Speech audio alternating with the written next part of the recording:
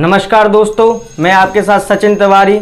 आज शिक्षक दिवस के बारे में मैं कुछ बताना चाहूँगा। आज 5 सितंबर है, यानी शिक्षक दिवस। कहा जाता है कि गुरु से बड़ा कोई नहीं, इनके बिना ज्ञान अधूरा है। हमारे देश में गुरुओं की पूजा की जाती है। शिक्षक दिवस की बात करें तो इस दिन भारत के भूतपूर्व राष्ट्रपति डॉक्टर सर्वपल्ली राधाकृष्णन का जन्मदिन होता है। इनके जन्म में ही शिक्षक दिवस के रूप में मनाया जाता है। कहा जाता है कि डॉक्टर राधाकृष्णन ने ही अपने छात्रों से उनके जन्मदिन की शिक्षक दिवस के रूप में मनाने की इच्छा जाहिर की थी। इस मौके पर हम आपको प्राचीन काल के उन गुरुओं और शिष्यों के बारे में बताएंगे जिन्हें अपने ज्ञान से अपने शिष्यों को आलोकित किया।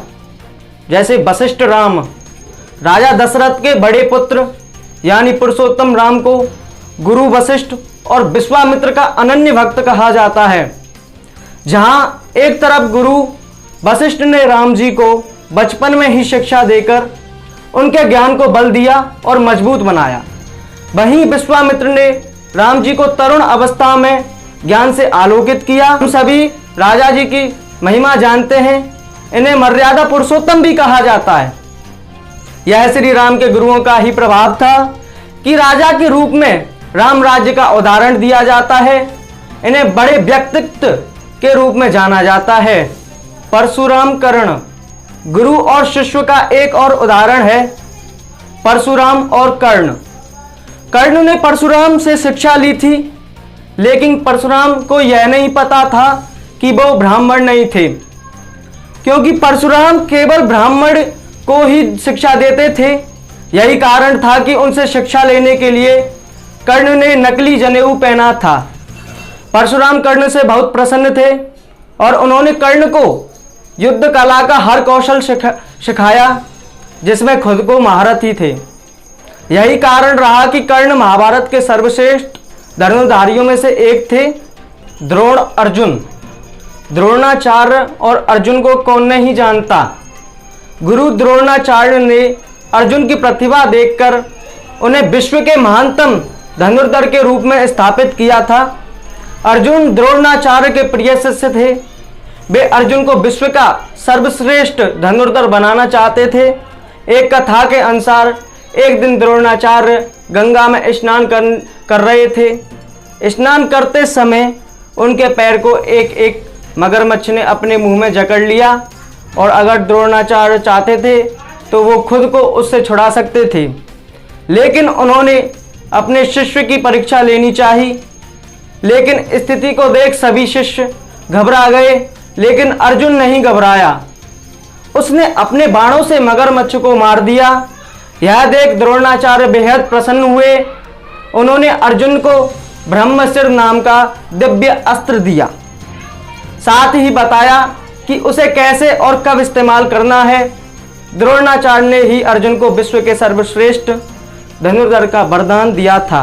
कृष्ण सांदीपानी। श्री कृष्ण के गुरु सांदीपानी थे। भगवान के गुरु होने का सौभाग्य कोई साधारण बात नहीं है, लेकिन फिर भी श्री कृष्ण ने सांदीपानी ऋषि को अपना गुरु बनाया था। श्री कृष्ण ने ऋषि के आश्रम में रहकर ही शिक्षा ग्रहण की थी। आश्रम में ही अपने गुरु से श्री कृष्ण ने 64 कलाओं की शिक्षा ली थी। सांदीपानी के आश्रम को विश्व का प्रथम गुरुकुल कहा जाता है। वे भगवान कृष्ण, बलराम और सुदामा के गुरु थे। सांदीपानी ऋषि ने श्री कृष्ण से दक्षिणा के रूप में अपने पुत्र को मांगा था। उनका पुत्र शंखासुर राक्षस के कब्जे में था।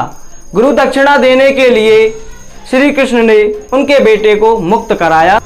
अब हम द्रोण एकलव्य के बारे में बताना चाहेंगे। द्रोणाचार्य केवल अर्जुन के ही नहीं, बल्कि एकलव्य के भी गुरु थे। एकलव्य बहुत बहादुर बालक था। वह गुरु द्रोणाचार्य से धनुर्विद्या सीखना चाहता था, इसलिए वो उनके आश्रम में आया। एकलव्य ने द्रोणाचार्य से कहा कि वो उनके धनुर्विद्या सीखना चाहता है, लेकिन उन्होंने मना कर दिया, क्योंकि वो केवल राजकुमारों को शिक्षा देने के लिए प्रतिबद्ध थे और एकलव्य राजकुमार नहीं थे। लेकिन एकलव्य ने गुरु द्रोणाचार्य की मिट्टी की मूर्ति बनाई और उस मूर्ति को और एकटक देखकर उसने ध्यान किया। उसी से ये प्रेरणा लेकर एकलव्य ने धनुर्विद्या सीखी। एकलव्य ने मन की एकाग्रता और गुरु भक्ति के कारण उसने मूर्ति से प्रेरणा ली और धनुर्विद्या सीखने लगा। एक बार गुरु द्रोणाचार्य ने पूछा कि उसने यह विद्या कहाँ से सीखी। तब एकलव्य ने कहा कि वो उन्हीं से सीख रहा है। यह वचन दे चुके थे कि अर्जुन जैसा धनुर्धर और कोई नहीं होगा। ऐसे में उन्होंने एकलव्य से कहा। उसने उनकी मूर्ति से धनुर्विद्या तो सीख ली, लेकिन उनकी गुरु दक्षिणा कौन देगा। इसी गुरु दक्षिणा में उन्होंने एकलव्य से उसके दाएं हाथ का अंगूठा मांगा।